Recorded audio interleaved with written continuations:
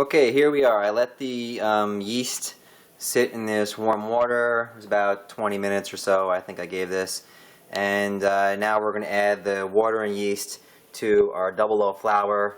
And then we're going to get this mixture going to get everything sort of mixed. Once everything is mixed, then we're going to add the salt. If you add salt early on in the process, especially for getting the yeast activated here, it actually kills that process. So you wait until everything's mixed together.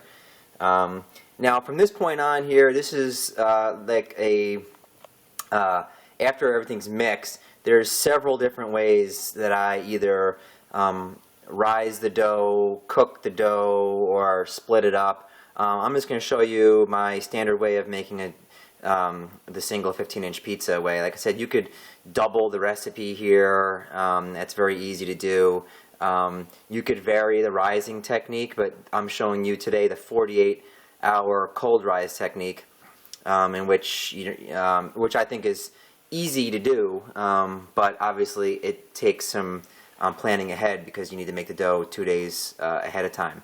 But anyway, that's my preferred way. I think the dough comes out nice and crispy and really gets a nice golden crust. Anyway, here, so we're going to add the water to the dough, or the flour. Okay, and here, actually, I'm going to give a little teeny little, just a little teeny pinch in there. I'm going to swirl that around.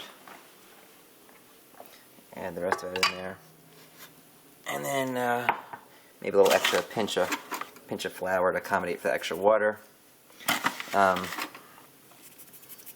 Okay, so that's in there. Lock the mixer and put it on the very lowest mix setting.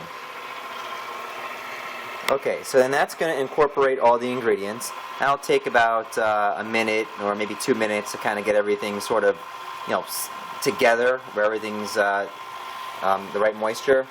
And then after that, I'm going to add the salt, and then I'm going to increase the mixer to the next highest setting, which is on this, just one extra notch, and it's about that speed right there.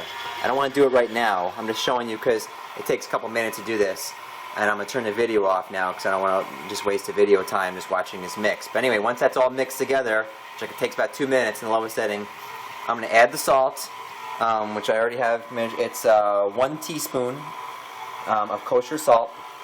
I'm going to dump that right in here. Excuse me. And then I'm going to put this setting one notch higher over here, one setting higher, and then I'm going to let that knead for about 5 or 6 minutes. And as you can see here, it's starting to kind of come together.